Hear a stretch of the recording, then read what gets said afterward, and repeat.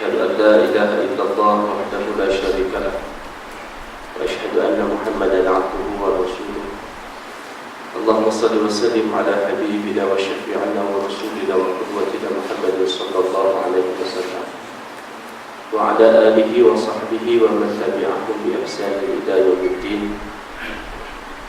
رب اشرح لي صدري ويسر لي أمري واحلل عقدة من لساني يفقهوا قولي اللهم ربي يسر ولا تعسر وتمم بالخير. Yang saya kasihi yang Fadhilul Imam, ahli jabatan kuasa masjid, para alim ulama, para guru, para ustaz, ustazah, tuan haji maupun hajah muslimin dan muslimat sedaya jemaah yang dirahmati Allah Subhanahu wa taala. Pertama dan selama-lamanya saya mengajak diri saya dan tuan-tuan, marilah kita bertakwa kepada Allah Subhanahu wa taala. Dan seterusnya kita melafazkan bersyukuran kehadirat Allah Subhanahu wa taala yang telah memberikan kesempatan kepada kita untuk hadir ke rumah Allah pada malam ini bagi menunaikan tanggungjawab tuntutan ubudiyah kita kepada Allah Azza wa Jalla. Alhamdulillah, malam ini Allah pilih kita daripada sekian ramai hamba-hambanya untuk mengimarahkan rumah-rumah Allah dan berada dalam taman-taman syurga. Mudah-mudahan kita mendapat rahmat dan kasih sayang daripada Allah. InsyaAllah pada malam ini kita ingin sambung dengan kitab kita, kitab Fiqh Sirah, dalam bab penyiksaan.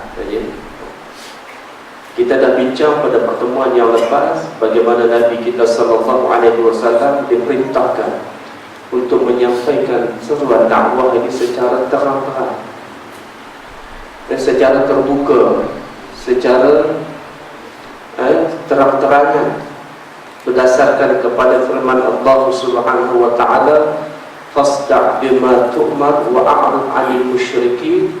Sampaikan olehmu secara terang-terangan segala apa yang diperintahkan kepadamu dan berpaling daripada orang-orang musyrik. Perintah ini memberikan satu anjakan kepada dakwah Nabi sallallahu alaihi wasallam.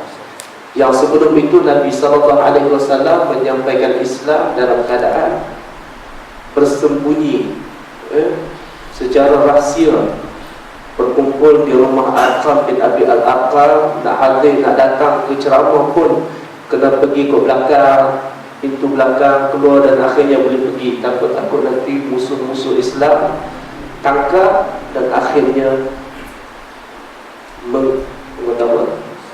menyiksa orang-orang Islam pada waktu itu.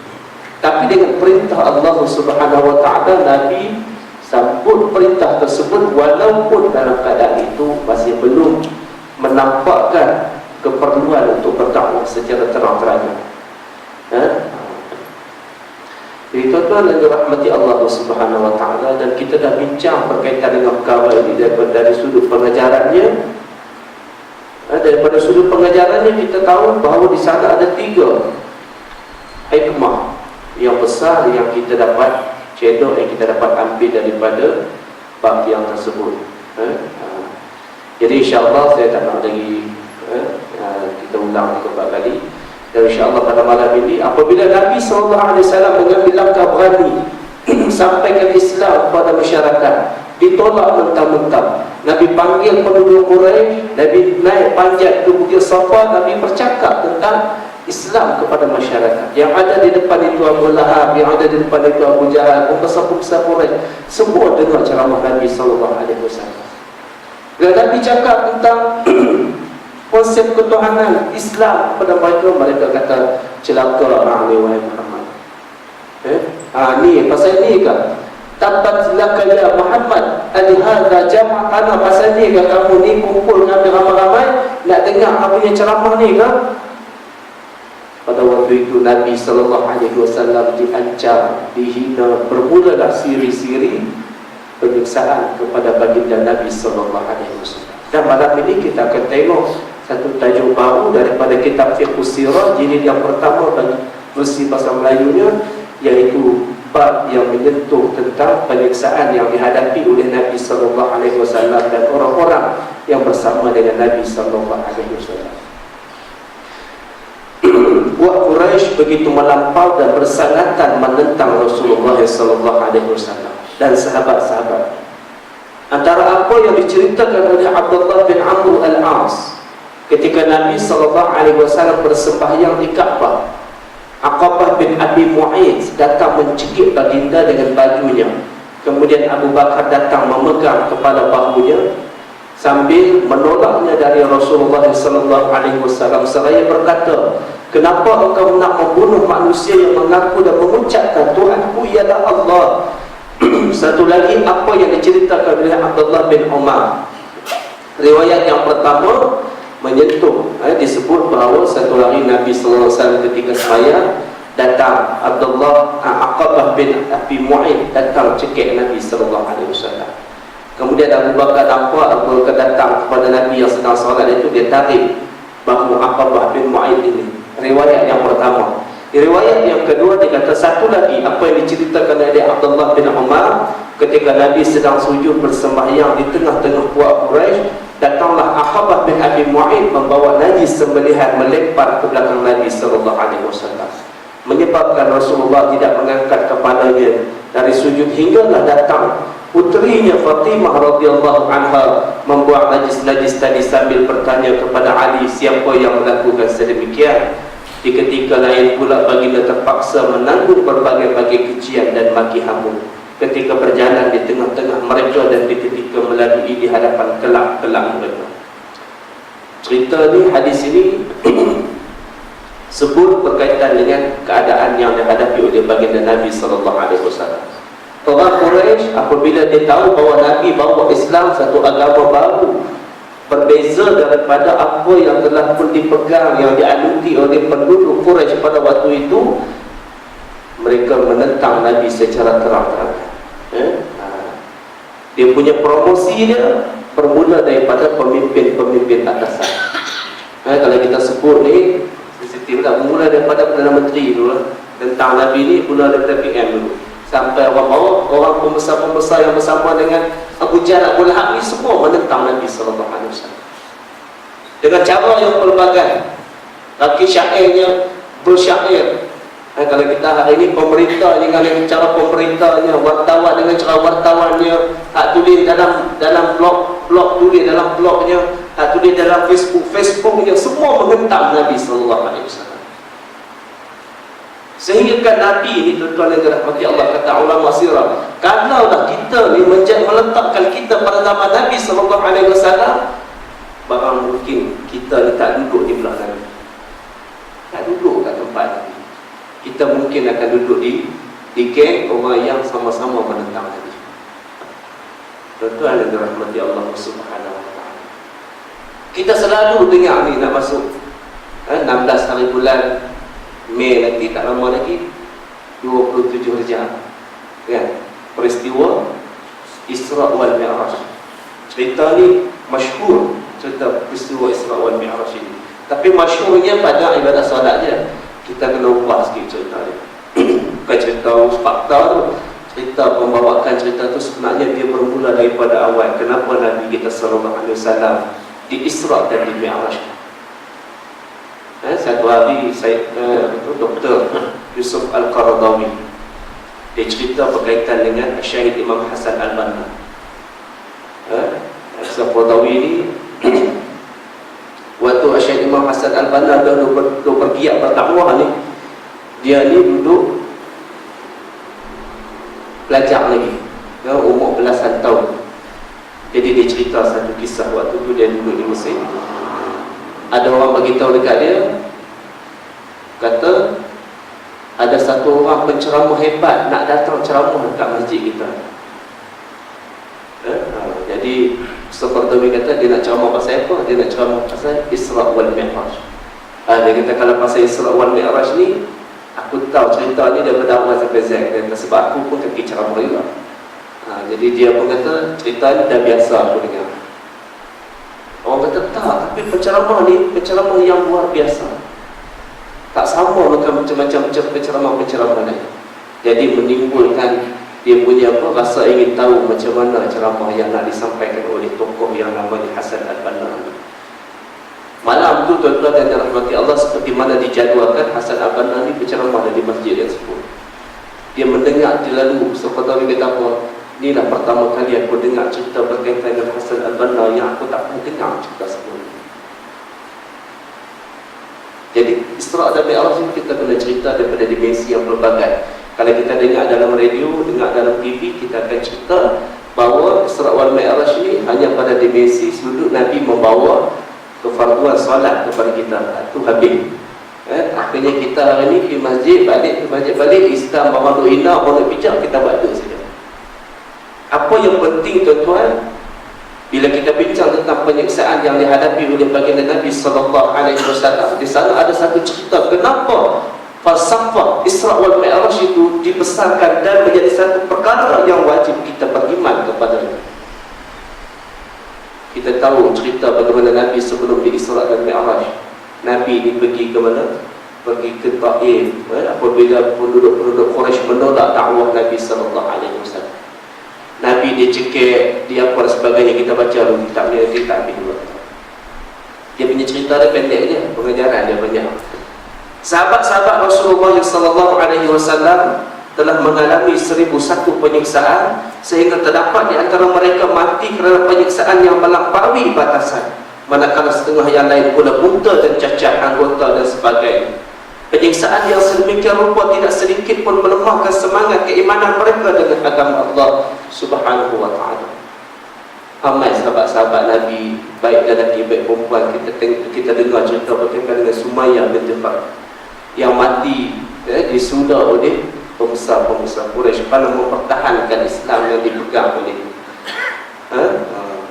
Dalam soal ini kiranya hendak diperkatakan secara mendalam mungkin tidak sempat. Dia kata kalau nak cerita satu-satu kaitan dengan penyiksaan yang dihadapi oleh baginda Nabi kita SAW, maka tak habislah cerita dia. Tak masuklah bab pengajaran, sebab kitab kita ni dia tak bincang bab kisah secara detail. Satu-satu dia tak bincang. Dia bincang tentang pengajaran di sebalik penyiksaan yang dihadapi oleh Nabi kita SAW. Memadailah setakat membawa apa yang telah diceritakan oleh Bukhari daripada Khabbab bin Al-Arad. Dia kata apa? Aku datang menemui Rasulullah SAW. Baginda sedang meletakkan kepalanya berbaring berpantarkan pakaiannya di bawah lindungan Kaabah. Satu hari Nabi kita duduk sengit, letak kepala dia, lipat-lipat dia punya jubah dia, lipat dia punya serban dia, buat bantal. Nabi duduk, ada bayangan Kaabah. Di kala itu kami tengah mengalami penyiksaan yang amat sangat. Penyiksaan yang macam mana? Kata ulama, waktu itu sekatan ekonomi berlaku kepada orang-orang Islam. Nak beli daripada orang muka Islam, orang muka Islam tak nak jual. Nak jual daripada orang muka Islam, orang muka Islam tak nak beli. Akhirnya orang Islam di pulau begitu. Ekonomi tak berjalan dan akhirnya disebut dekat Sayyidatina Khadijah daripada seorang yang kaya raya, akhirnya menjadi kita tak ada harta. Kerana terpaksa menggadaikan segala apa yang ada untuk memenuhi keperluan umat Islam pada waktu itu. Di kala itu kami tengah mengalami penyiksaan yang amat dahsyat. Lantas aku berkata kepada Rasulullah SAW, ini cerita Khabbab bin Al-Arad. Ingatlah kita pergi bersama dalam tengok Khabbab tu, ingatlah sikit nama Khabbab ni, Khabbab bin Al-Arad. Sedap Khabbab ni. Tapi cerita dia ada cerita menarik dan cerita besar bersama dengan Nabi SAW. Lalu dia kata kepada Nabi, wahai Rasulullah, kenapa tidak Tuhan hamba memohon kepada Tuhan untuk sekalian ini? Kita ini susah ya Rasulullah, orang hina kita di bumi kita sendiri. Orang kata apa? Orang cuba nak bunuh kita, orang sekat ekonomi kita, orang tengok kita dengan sebelah mata, orang tuduh macam-macam kepada kita. Baginda terus bangun dan duduk dengan muka yang merah dan berkata, sesungguhnya mereka yang terdahulu daripada kamu pernah diganyang dengan penyakat besi sehingga ke tulang dan urat sadar. Tapi sebiji padi pun mereka tidak berganjak, dan ada pula di antara mereka dibelah kepala dengan gergaji. Namun demikian mereka tetap juga tidak mengubah pendirian mereka. biarlah Tuhan sempurnakan perkara ini, sehinggalah manusia yang berjalan daripada San'a ke Hadramaut tidak akan gentar dan takut sesuatu melainkan hanya kepada Allah Azza wa Jalla. Kita orang dulu sebelum daripada Nabi sallallahu alaihi wasallam. Allahu Akbar. Masuk bab pengajaran. Sebelum tu saya nak cerita bagaimana Nabi kita sallallahu alaihi wasallam, antara satu benda yang paling pahit yang Nabi pernah alami ketika mana Nabi balik daripada perang Uhud. Nabi balik daripada perang Uhud, kita tahu cerita Nabi kita sallallahu alaihi wasallam dipukul sehingga Nabi pingsan, berdarah pipi, patah giginya. Lalu baginda balik ke rumahnya, anak dia tanya, sakit ke? Sebab kita dah sakit ke? Ada lagi tak lebih teruk? Pada dia ni nampak macam teruk lah. Dia kata ada lagi yang lebih teruk daripada apa yang aku alami pada hari ini, iaitu hari di mana aku pergi ke bumi Taif. Cerita bumi Taif, cerita di mana Nabi kita sallallahu alaihi wasallam apabila penduduk Quraisy menolak dakwah Nabi kita sallallahu alaihi wasallam. Bila tolak dakwah Nabi, Nabi ini dia kata mungkin orang Quraisy tak mau, mungkin orang Taif bersedia untuk terima Islam. Lalu dia pun pergilah bersama-sama dengan Zaid ibn Harithah, anak angkat kepada baginda Nabi sallallahu alaihi wasallam. Pergi mereka. Kenapa tak pergi dengan Abu Bakar As-Siddiq? Ini strategi dakwah Nabi sallallahu alaihi wasallam. Orang kenallah Nabi ini sebagai pembawa risalah Islam, nak berdakwah. Kalau dia bawa Abu Bakar As-Siddiq yang juga sama dengan dia, orang akan anggap dia pergi nak berdakwah ni awal-awal lagi kena sekat, tak dia keluar. Dia pergi dengan Zaid ibn Harithah. Jadi bila pergi dengan anak angkat ni macam kita berjalan lah, pergi ke pasar malam, pergi ke mana orang tak rasa apa-apa, tidak ada syak wasangka kepada Nabi sallallahu alaihi wasallam. Lalu Nabi pergi ke Zaid bin Harithah sampai ke Taif. Nabi ketuk satu-satu rumah di bumi Taif ini, ajak supaya bersama-sama dengan Islam. Bila buka dia kata tak ada bukan mereka yang nak dipilih oleh Allah untuk menjadi Nabi. Sebiji-sebiji tuan. Sebab itu para ulama kata kalau kita duduk dekat situ, besar kemungkinan kita juga tidak akan bersama dengan Nabi sallallahu alaihi wasallam. Mungkin kita duduk bersama dengan penduduk Taif sebab orang dah tanam doktrin kepada pemikiran masyarakat. Pada waktu itu Muhammad ni orang yang gila. Orang yang bersama dengan Muhammad ni adalah pengikut-pengikut orang gila. Kalau ekstrim ni berapa ramai orang ikut tuan. Ni kita tengok ISIS kan, ISIS ni orang ada ikut ni, kita kata dia ekstremis. Berapa ramai orang pergi sanggup beli tiket kapal terbang tuan. Yang saya cerita pada tuan ni ada cikgu pun tak sanggup, gaji dia ni dia pergi kumpul pergi perang kat Syria. Tak heran, tetapi ini orang dia tahu sedang kepala otak dia orang gila ni. Yang kalau kita kata hari ni dia berjalan dekat masjid, dia tak ada terburuk kan, tiba-tiba ada orang dia ikut dia. Agak-agak kita nak kata apa? Kita nak ikut dia lah. Tiba-tiba kita pun ikut sekali. Orang kata ni sama-sama gila orang ni. Tuan dan rahmati Allah Subhanahu.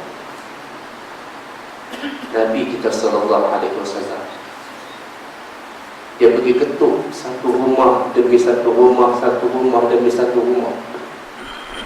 Sehingga kan tidak ada satu rumah pun disebutkan yang tertinggal daripada dakwah Nabi sallallahu alaihi wasallam. Bila Nabi nak balik, tuan, orang Taif dia hantar anak-anak mereka ni duduk di apa tu, di siring-siring jalan, ambil batu, masing-masing ambil batu. Nabi lalu dia berbanding Nabi dengan batu.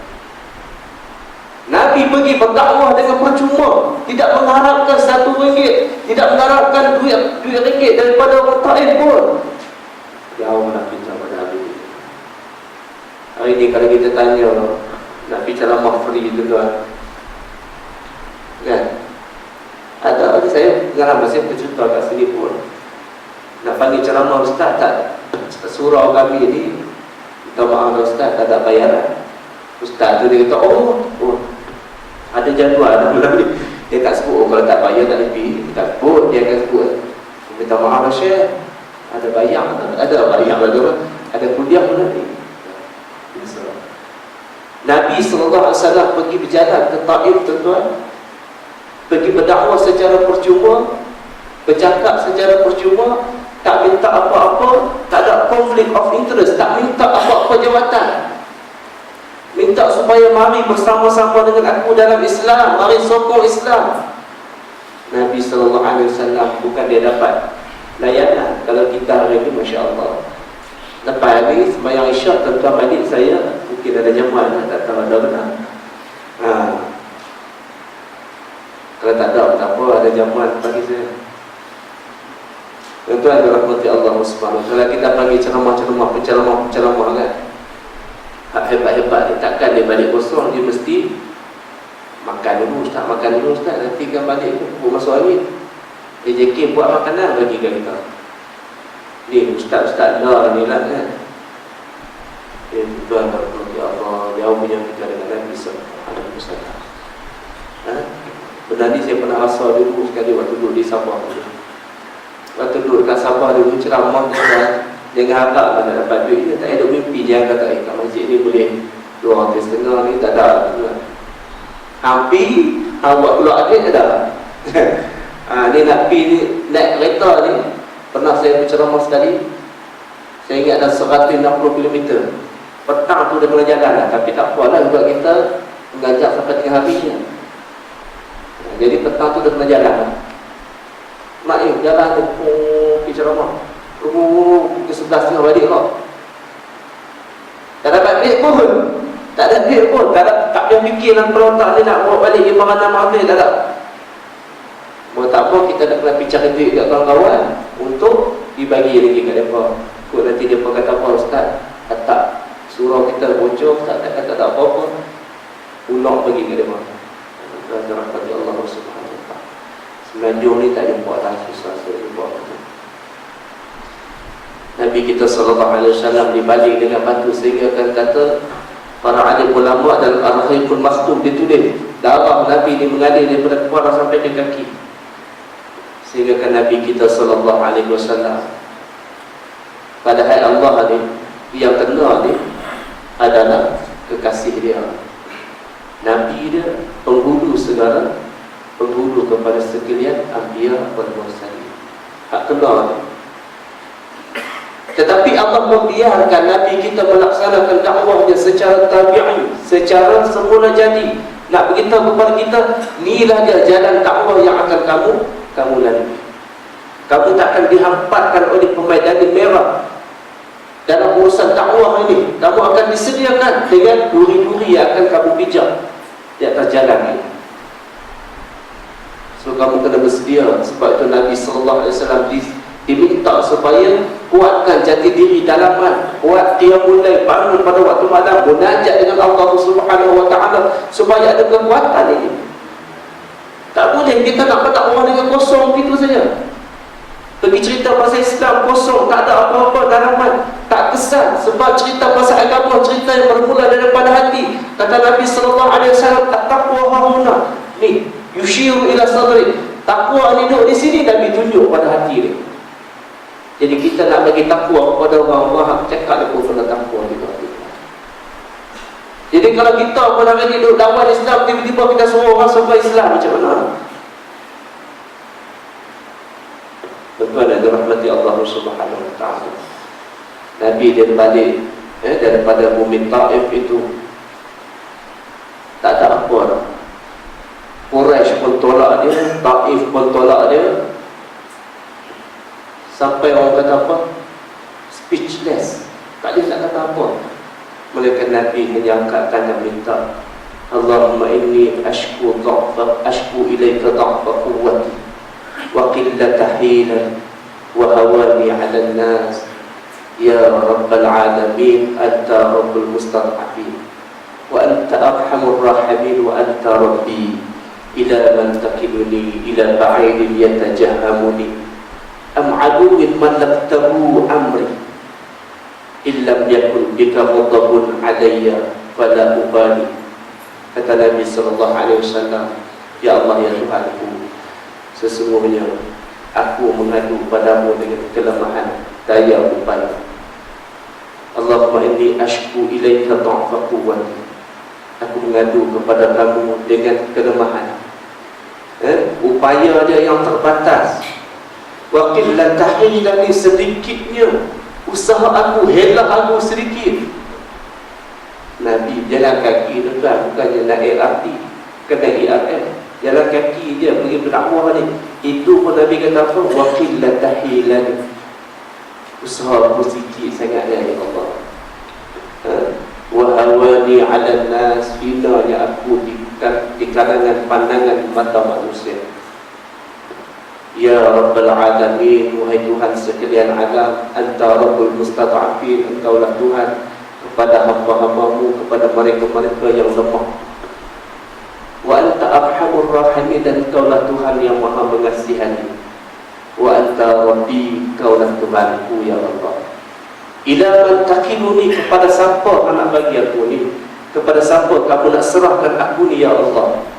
Ila ba'idin yatajahabuni, kepada orang jauh yang mereka ni sentiasa, mereka ni akan menyisihkan aku.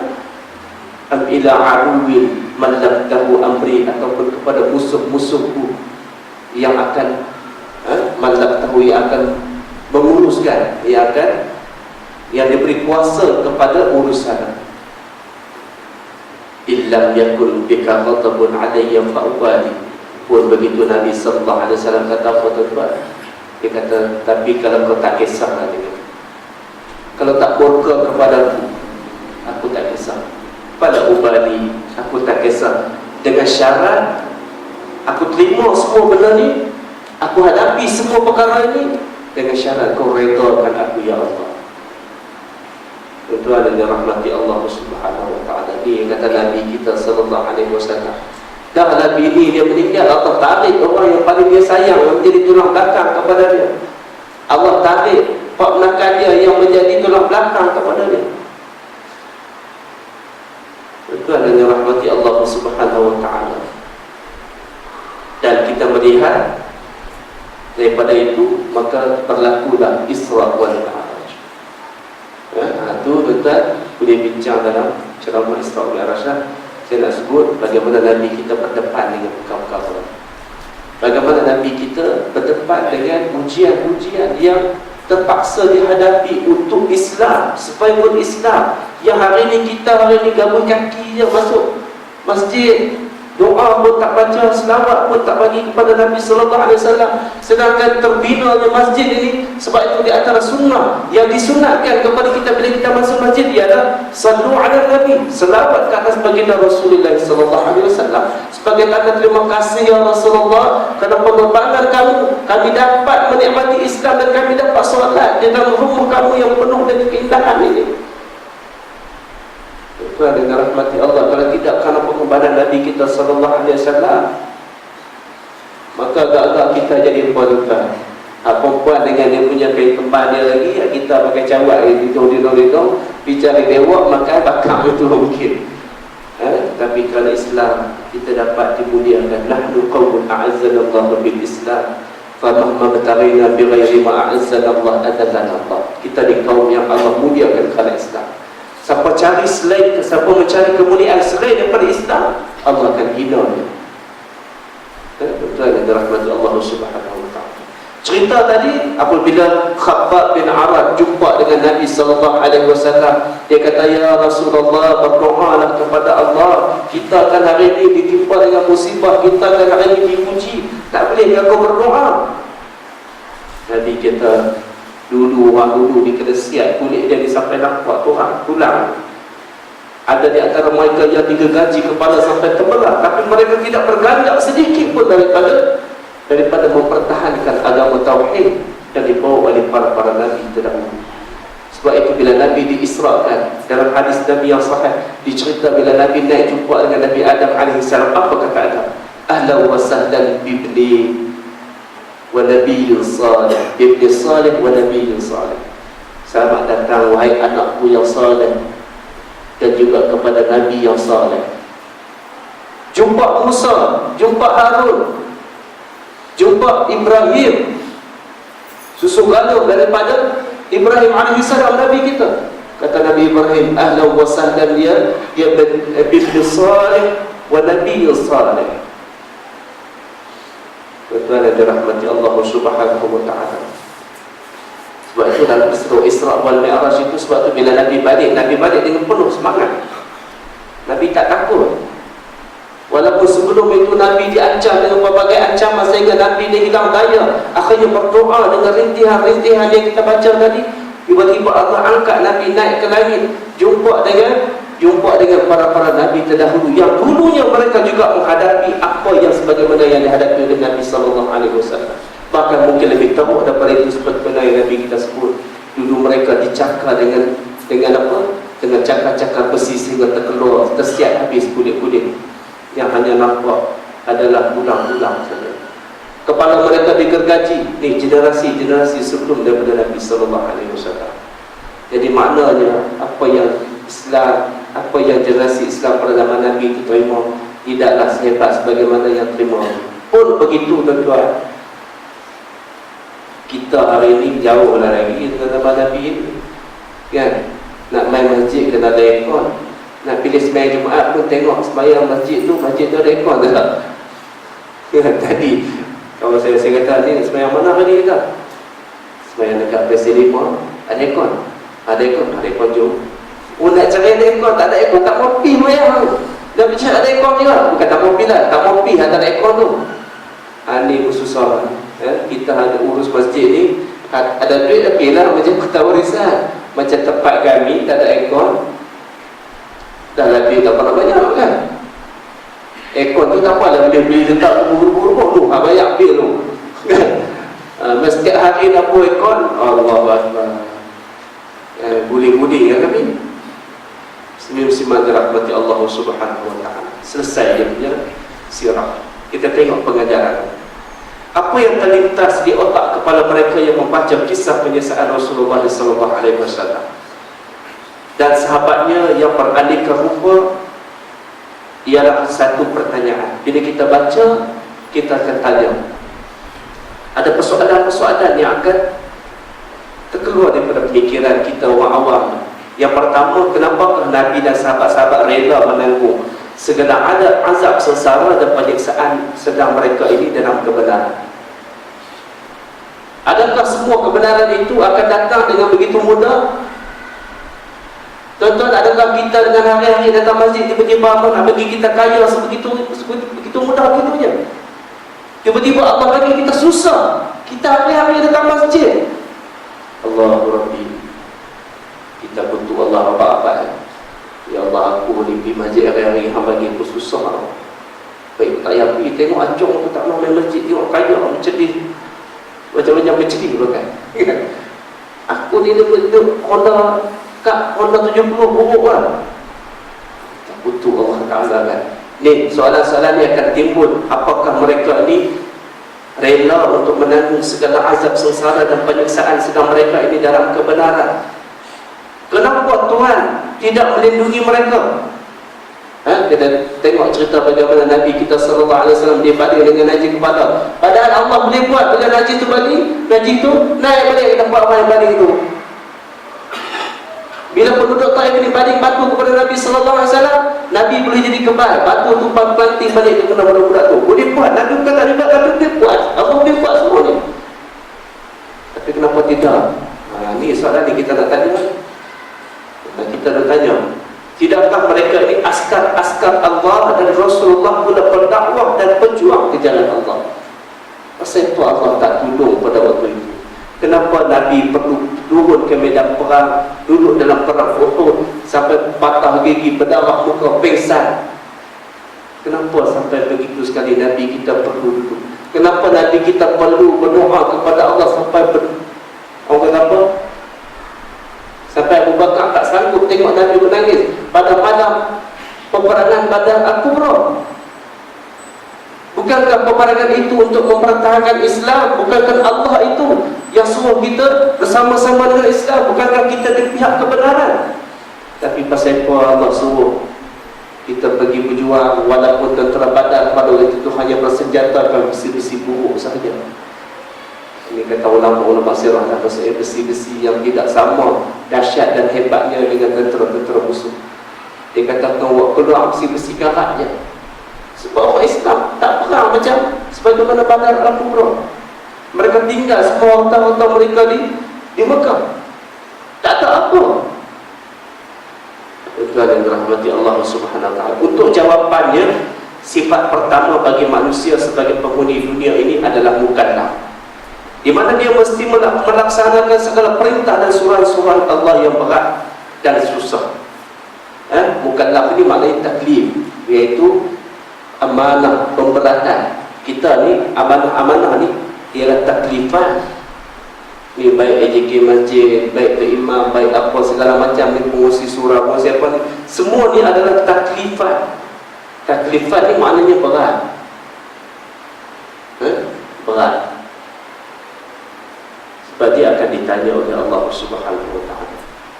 Lawan pada taklifan dia panggil tashrifan, kemuliaan. Jadi kita pegang amanah, pegang jawatan dalam apa-apa keadaan, dalam apa-apa organisasi, dalam apa-apa tempat kedudukan pun, semua ni akan ditanya oleh Allah Subhanahu Wa Taala. Untuk kemuliaan, kemuliaan ni pada pandangan manusia je. Bila dia naik pangkat, dia ada jawatan, orang mulia dia bela muka dia naik sak-sak tu. Oh, merasmikan sekali-sekali kan. Kita pun nampak macam hebat kan. Pada manusia mungkin hebat, tetapi pada Allah siapa sebab bertanya apa-apa. Dia panggil taklifan. Disebutkan sini taklifan. Suruhan taklif adalah di antara sifat-sifat kehambaan kepada Allah. Tidak bererti kehambaan, tidak bererti kehambaan kita terhadap Tuhan tanpa suruhan dan perintah daripadanya. Kalau kita menjadi hamba Allah dan kita menyatakan perhambaan kita kepada Allah, maka kita wajib melaksanakan perintah dan suruhan Allah Subhanahu Wa Taala. Kalau kita hamba, kita mengaku kita ni hamba kepada Allah, tapi kita nak engkar kepada Allah, kita nak lawan Allah Taala, mana nilai kehambaan kita dengan Allah? Kalau seorang majikan, cleaner di mana-mana organisasi, kita maaf, cleaner bukan rendah, nak beritahunya, kalau dia kata, bos, kau suruh aku cuci, kau siapa? Dia kata gitu kan. Kau kata, dia dengar kena cuci lah, jangan suruh aku. Hang siapa aku siapa? Dia buat gitu. Lah dia kena buat apa? Kena buat apa je lah, nak jawab dia. Jadi lebih dahsyat lagi kalau kita dengan Allah Subhanahu Wa Taala. Jadi kita bagi laluan untuk asal dulu, insyaAllah kita sambung sikit depan.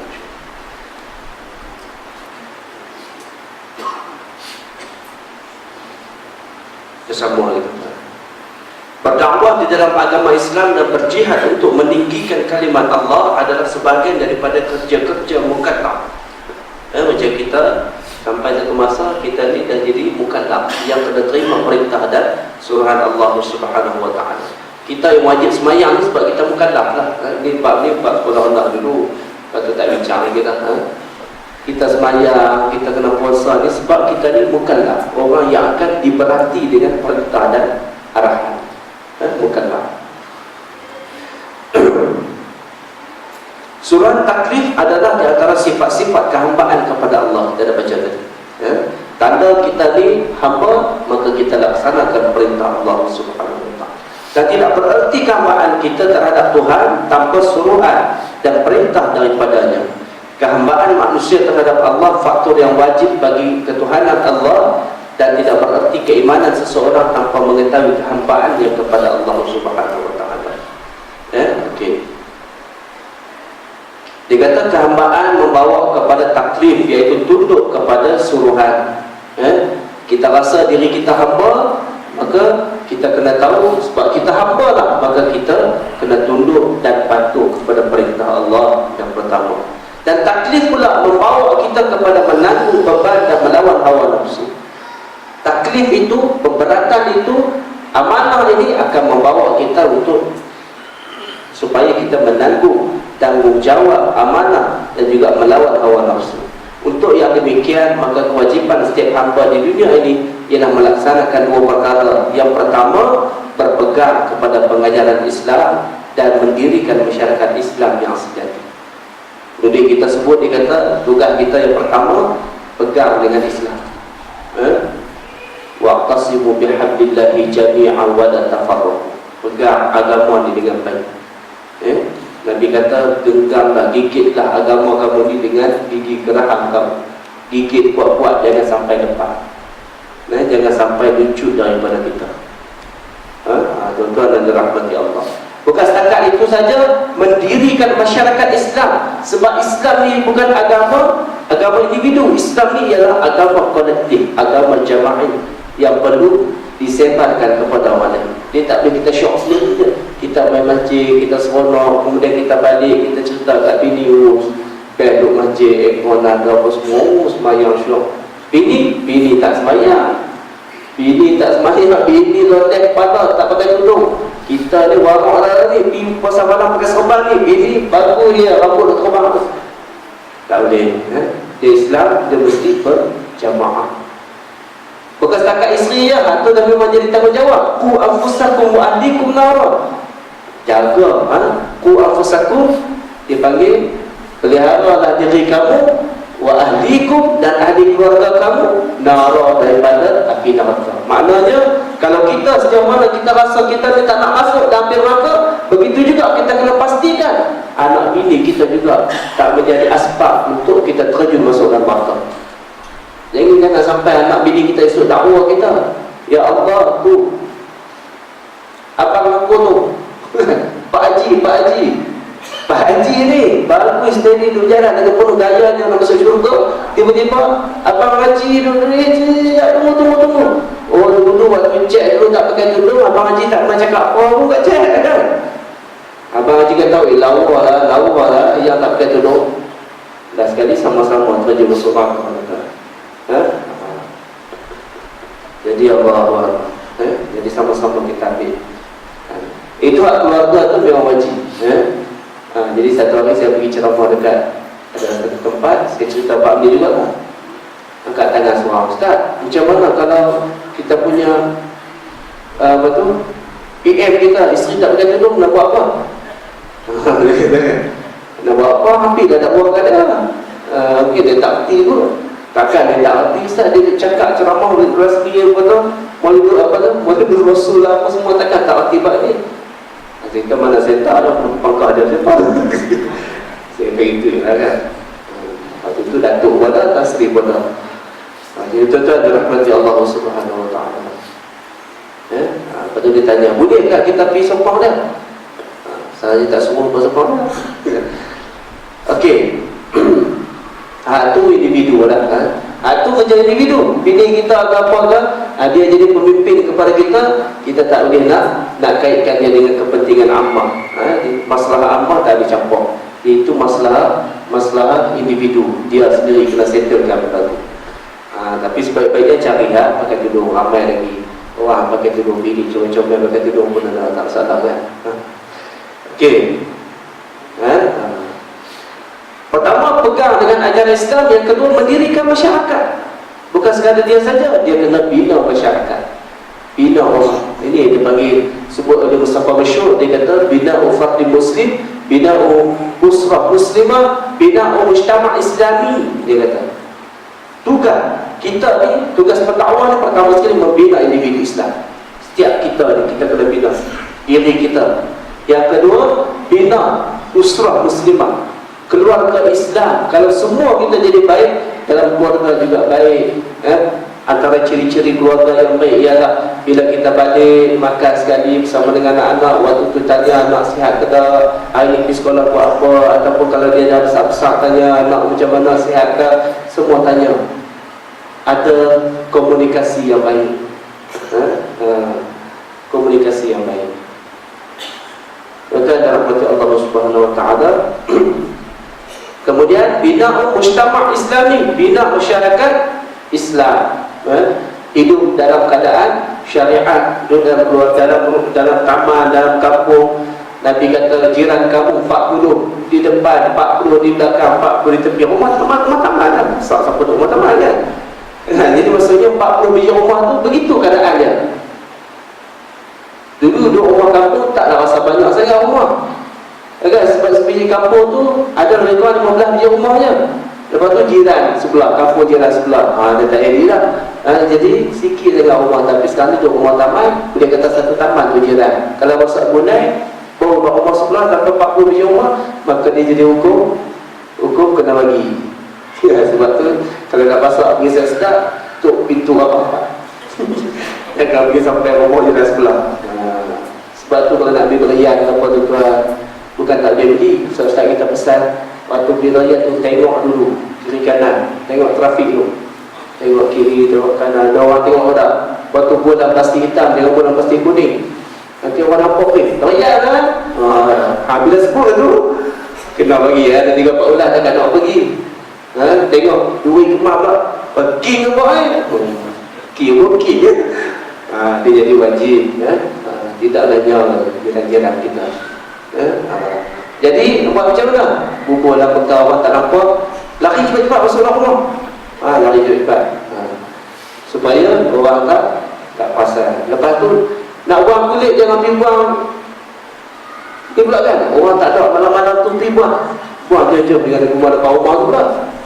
Jiran kata sedap gerayang lah roh, patutlah duk bau pun yang rumah kita susah masuk. Sebab apa? Sebab Nabi ajar kita sampai begitu rumah. Ini dia panggil mujtama' Islami, masyarakat Islam. Jaga hidup bersyariat dalam masyarakat.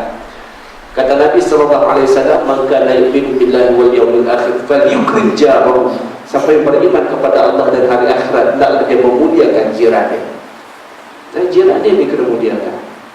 Kadang-kadang nak buat renovation rumah, rumah sebelah, rumah kiri kanan, depan belakang, kita kena minta izin, bagi tahu saya nak buat renovate. Jadi nanti akan berabuk-abuk, saya minta maaf banyak-banyak, takut nanti batuk-batuk semua ni saya nak bagi tahu saya siap. Baru dia kata tak apalah, biasalah kita nak buat renovate ni, biasalah gitu. Okey lah. Kalau dia kata ni nak pakai mask tadi, faham betul kan? Kalau pakai mask ni maksudnya ni berapa lama nak renovate ni? 3 bulan kami kena tidur hotel lah. Maksudnya tak boleh lagi dah tu. Jadi tak payah renovate lagi. Macam kawan saya kat jiran, kat taman saya tu, dia tak renovate. Sampai dia tengok orang semua pakai renovate kan, dah meriah pakai renovate. Waktu tu baru dia buat. Sebab masing-masing makan habuk rumah tu masing-masing makan. Jadi dia tak rasa sangat habuk rumah siapa. Jadi kadang-kadang tukar nak pergi ketuk kan, nak kecil semua tu kena berhati-hati, kena bagi tahu supaya kita ada salamatul sadri, berlapang dada. Jangan dah memang kena renovate ni, kena main tukul kan, mana ambil ceh gitu, dia semua berubuk dengar sampai di mana biji rumah tu, terpaksa bersabar. Itu pun setelah dimaklumkan, minta izin. Nak buat kenduri, nak pasang kemah, kena minta izin. Walaupun jalan tu bukan jalan dia. Ingat ni jalan hang seorang ke? Ni jalan kawan ramai ni, perlu buat kenduri, letaklah hang jalan melingkuk ke? Tak boleh, kita kena minta izin, bagi tahu kawan-kawan. Dia perlu buat kenduri, anak aku nak nikah sekian-sekian hari bulan, jadi saya nak pasang kemah sekian-sekian. Jadi jiran faham, okey. Dan dia pun sebagai orang yang berjiran, maka dia kena memahami kehendak jirannya. Barulah dia panggil hidup bermasyarakat dengan cara Islam. Dia panggil hidup bersyariat. Ya tuan-tuan dan rahmati Allah Subhanahu wa ta'ala, Nabi ajak kita sampai sebegitu rupa. Jadi kita tengok, yang kedua, yang pertama sekali berpegang dengan pengajaran Islam dan mendirikan masyarakat Islam yang sejati. Yang kedua, mengharungi sebarang kepayahan dan menghadapi segala kesusahan serta membelanjakan harta kekayaan untuk mencapai tujuan di atas. Buat apa saja untuk kebaikan Islam walaupun kita terpaksa membayar dengan harga yang mahal. Mengharungi sebarang kepayahan. Sebab itu Allah sebut dalam Al-Quran, "Law kana 'aradan qariban wa safaran qasidan lattaba'uka walakin ba'udat 'alaihim asy-syuqqah." Kalau kamu sangka jalan dakwah ini, jalan Islam ini adalah jalan yang mudah dan dekat, mesti orang-orang munafik ini akan ikut kamu, orang kafir akan ikut kamu. Walakin ba'udat 'alaihim asy-syuqqah. Tapi di atas jalan ini ada kesusahan dan jalan ini jauh, panjang perjalanannya. So kamu kena sabar banyak. Tak apa, orang tak nak terima Islam, tak apa lagi, buat saja dulu. Orang nak tolak, kita nak laksanakan hukum Islam, orang tolak, sabar, teruskan. Jangan kita kata cerai, mati, orang tak mau kita tinggal. Jangan sampai kita terhalang daripada perkara tersebut. Itu adalah dirahmati Allah Subhanahu wa taala. Dalam bab ini penulis kita kata mengharungi sebarang kepayahan dan menghadapi segala kesusahan. Kita menghadapi semua perkara tersebut, jangan lari daripada perkara itu. Allah Subhanahu wa taala mewajibkan kita mempercayai dan beriman dengan tujuan matlamat dan sasaran. Di samping itu juga dipinta melalui jalan-jalan yang penuh dengan onak-onak dan berbahaya untuk mencapai tujuan dan matlamat. Kalau ada jalan yang mudah, jangan kita pergi jalan susah, pergi jalan mudah dulu. Tiba-tiba ada highway, kita duduk pergi jalan ada roadblock, kereta tak ada road tax, pergi gagah apa kan? Dan sekali kena tahan, kena masuk lengkap. Tak ada road tax, orang kata kereta curi pula. Dah ada highway, ada jalan mudah, pergi jalan mudah. Tetapi sekiranya jalan yang kita duduk itu ada halangan, maka kita akan tempuh halangan tersebut. Itu adalah rahmat Allah. Bukan roadblock tu kita pergi tempuh, maksudnya halangan-halangan dalam perjuangan ini, dalam dakwah ini. Okey, disebut kat sini dah sekali ya. Kalaulah Tuhan mahu, nescaya mudah sahaja baginya untuk menegakkan sebuah masyarakat Islam tanpa bersusah payah. Tetapi keadaan yang seumpama ini tidaklah pula membuktikan perhambaan manusia akan dirinya kepada Allah Subhanahu wa taala. Kalau Allah nak, apa tu?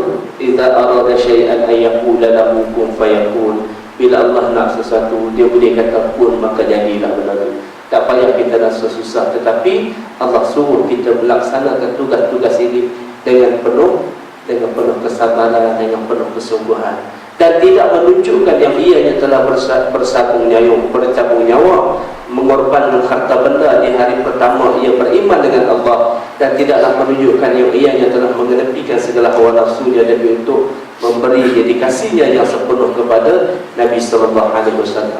Tanpa wujud segala-galanya ini, maka tidaklah wujud perbezaan di antara mukmin yang sejati dengan munafik dan di antara benar dan dusta. Sebagaimana Allah sebut apa? Alif Lam Mim, ahsiban nasu an yutraku an yaqulu amanna wa hum la yuftanun. Wa laqad fatanna alladziina min qablikum wa la ya'lamanna Allahu alladziina shadaqu wa la ya'lamanna al-kadzibin. Kata Allah, ada Alif Lam Mim, apakah manusia itu menyangka bahawa mereka akan dibiarkan dengan hanya berkata kami beriman, sedangkan mereka tidak diuji lagi? Kita kata kami insya-Allah kami beriman, kami masjid, kami okey kan, main nak kereta ada aircon, sekali hujan tak main dalam masjid kan, sebab apa? Sebab takut basah kan? Kereta ada aircon, kereta mahal, BMW banyak makan wang BMW banyak makan wang. Tapi tak hujan, kita sikit takut isteri, tinggal isteri nanti kan patah-patah, panah petir ni kan keras ni. Oh tak ada masjid, duduk jaga bini kat rumah, tewas tuan-tuan. Adakah Allah kata, adakah kamu akan dibiarkan dengan sekadar kamu menyebut kamu beriman, sedangkan kamu belum diuji lagi? Dan sesungguhnya kami telah menguji orang-orang yang sebelum mereka, maka sesungguhnya dia mengetahui orang-orang yang berdusta. Bila Allah uji, maka terbuktilah sama ada dia ini benar ataupun dia ini berdusta pada perbicaraannya. Kita kata kita ni nak berjuang, kita kata kita ni nak buat Islam, tiba-tiba bila Allah uji kita nak berstabil. Kita kata kita nak laksanakan hukum Islam, nak bentang dia dah, tiba-tiba bila orang bentak kita senyap, tak boleh, kita kena bentang, tak kena bentang. Orang nak marah itu perkara biasa. Jadi tuan-tuan dan dirahmati Allah, dia sebenarnya tak suruh kita buat kerja saja. Bagaimana Nabi Musa AS, tuan-tuan pernah dengar cerita Nabi Musa? Nabi Musa AS ni pasal tongkat dia kan, kita tengok dalam surah Al-An'am, tuan-tuan dibuka nanti ayat yang ke-17.